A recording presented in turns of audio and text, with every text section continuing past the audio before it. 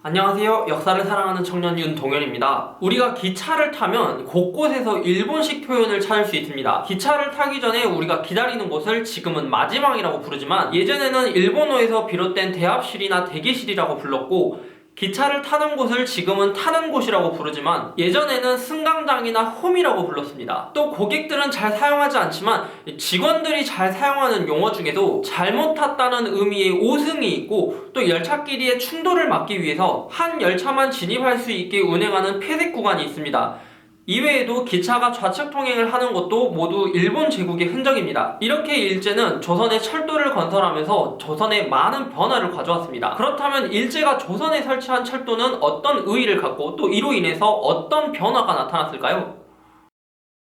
이 질문에 답하기 위해서 김배경, 안창모, 이용상이 쓴 철도 관련 논문 3편을 참고했습니다. 먼저 철도는 제국주의 침략의 상징적인 도구였고, 제국주의의 해외 식민화 전략에 있어서 핵심적인 수단이었습니다. 그래서 제국주의 세력과 피식민지 세력의 관계를 분석하고 철도와 식민지배의 상관성을 파헤치는 철도 제국주의라는 개념이 나옵니다. 근대 제국주의 열강들 중에서도 일본은 후발 제국주의 국가였고, 일본형 철도 제국주의의 특징은 형성 초기에는 정치 군사적 성격을 띠었고, 정세가 안정된 이후에는 사회 문화적 활용도가 높아졌다는 점입니다. 다시 말해서 처음에 일본은 대륙으로 세력을 확장시키기 위해 군사적 경제적 목적으로 철도를 설치했지만 나중에는 여행과 관광을 통해서 이 문화적 통합을 시도하고 일제와 조선이 서로 같은 나라임을 알리기 위한 수단으로 이용했다는 것입니다. 이 내용을 좀 더 자세히 살펴보겠습니다.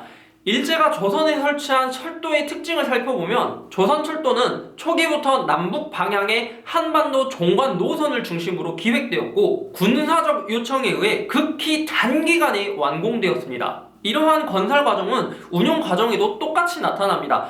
조선철도는 철도 국유법에 따라 국유철도로 관리되었고, 한반도 내에서의 지역 간 이동보다는 남으로는 일본 본토, 북으로는 만주와의 연결선으로서의 비중이 훨씬 더 컸습니다. 그 근거를 살펴보면 조선철도 중 일본, 조선, 만주 사이에 병참 및 상품 수송을 목적으로 부설된 간선철도가 전체 국유철도 연장의 80%를 차지했고, 1936년도에 조선철도의 1인당 평균 승차 거리가 60.1km임에 비해 대만은 그 절반인 30.1km였습니다. 이것은 조선철도가 장거리 이동용으로 활용되었다는 것을 의미합니다. 반면에 대만은 탄탄한 노선망을 기초로 여행 문화를 확산시키고 지역 교통 기관으로서 역할을 했습니다. 철도망의 활용도 측면에서도 봤을 때 1921년 기준으로 일본인의 승차 횟수는 6.47회인 반면 조선인은 0.65회로 10배 수준의 이용 빈도 차이를 보였습니다. 대만에 비해서도 뒤처지고 또 활용도도 여러모로 낮았던 이 조선철도가 비약적으로 발전하게 된 계기가 1925년에 그동안 조선철도를 위탁 경영해왔던 남만주 철도 경영 주식 회사로부터 조선총독부가 운영권을 회수할 때부터였습니다. 이후 1925년에서 1933년까지 조선철도의 노선이 2배로 연장되었고 기차역 수도 270개에서 520개로 늘어났습니다. 하지만 조선철도의 특성상 여객 수입보다 화물 수입에 의존하였고, 일제는 여객 수입을 늘리기 위해 관광산업을 활성화하기 시작했습니다. 1926년에는 전국에 있는 명승 고적과 고사차를 관광지로 선정하기도 했고, 새로운 역사 건축 양식을 도입하기도 했습니다. 그 결과 1933년에는 여객 수입이 화물 수입에 거의 근접할 정도로 늘어났고, 1930년대 후반에는 시도 단위로 관광협회를 결성하여 지역성 또는 지방색을 가진 공간으로서 여행객들에게 인지되기 시작했습니다. 당시 일본 책자에 나타난 조선의 모습을 살펴보면 조선은 일본 본국과 흡사한 풍경을 즐길 수 있는 곳으로 소개되었고, 일본과의 유사성과 친숙성이 강조되었습니다. 하지만 철도의 발전이 조선의 좋은 의미는 아니었습니다. 철도 제국주의와 관광식민주의라는 논문을 쓴 김배경은 식민지 관광은 적어도 2가지 차원에서 제국의 안정과 통합의 필수적인 기능을 수행한다며, 하나는 제국적 주체로서의 자각과 실감을 획득하고 다른 하나는 식민지의 복속과 실질적인 영토화를 증명하고 확인한다는 것입니다. 다시 말해서 일본 제국민이 철도를 타면서 이 식민지 조선을 관광하면서 나는 제국의 국민이구나 하는 것을 깨닫고 한반도는 우리 땅이구나 하는 것을 깨닫는다는 것입니다. 이러한 식민지 관광이 전국적 차원으로 확산된 계기는 1930년대 이후 조선 총독부가 일선 동조론과 내선 일치론 이데올로기를 강조하면서 역사 유적지를 관광자원으로 개발할 때부터였습니다. 이때 일본은 1930년대 고족 조사 보존 사업을 펼치기도 했고 백제의 고도였던 부여 같은 지역을 새롭게 개발하면서 일제와 조선이 상징적으로 같은 나라임을 주장했습니다. 즉 조선의 역사적 전통과 문화적 유산에 대한 발굴은 관광 산업을 통한 경제적 이익 추구의 차원을 뛰어넘어서 정치적 이데올로기적 도구로 적극적으로 활용되었던 것입니다.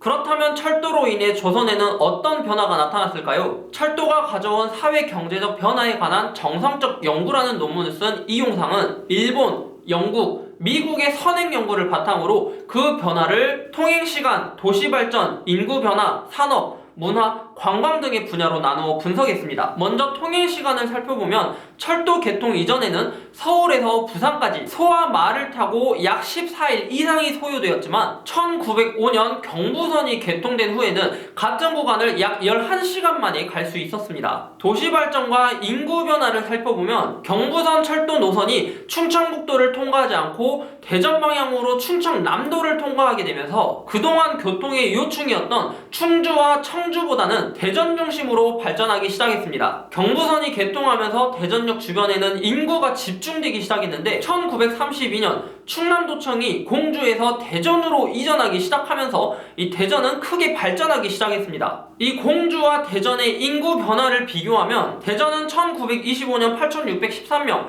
1930년 21,696명, 1935년 39,061명으로 인구가 크게 늘어나고 있지만 공주는 1911년 7,174명, 1925년 1,035명, 1940년 2만명으로 1925년까지 대전보다 많았던 것이 금방 따라잡히고 말았습니다. 마찬가지로 충청북도 도청 소재지였던 충주와 또 전라북도 도청 소재지였던 전주도 철도 노선이 그 지역을 피하게 되면서 성장이 정체되었습니다. 산업 변화를 살펴보면 대전은 철도가 개통하면서 대전역 주변으로 시가지가 형성되었고 교육시설, 행정관청, 또 공업, 상업, 교통업 관련 모든 시설이 들어서기 시작했습니다. 대전의 교통업 인구 중 9.1%가 교통업에 종사했는데 이는 비슷한 인구 규모의 전주나 광주 등이 약 5%를 차지한 것과 대조적입니다. 철도는 문화에도 많은 변화를 가져왔습니다. 노선을 세우면서 성곽은 파괴되었고 서울의 공항구조도 변화했습니다. 대전 소재호의 경우 우암 송시열이 기거한 기국정이 있고 경치가 아름다웠는데 철도 개통과 함께 훼손되면서 주변의 모습이 많이 바뀌었습니다. 반대로 철도는 새로운 문화를 가져오기도 했습니다. 당시 일제는 역사 건축 양식으로서 한옥형 철도 역사와 북구형 철도 역사로 많이 지었는데 한옥형은 남원역, 경주역, 수원역, 전주역 등 비교적 역사 유적지가 많은 곳에 지어졌고 북구형은 삼방역, 함흥역, 성산봉역 등 추운 지역의 기후를 고려하여 거의 한반도 북부에 있어 현재의 상태를 확인할 수 없습니다. 또 서울역과 부산역처럼 관광객들이 많이 찾아오는 곳에는 역사의 호텔이 붙어있는 역사 호텔을 짓기도 했고 유성 온천처럼 새로운 지역이 관광지로 개발되기도 했습니다.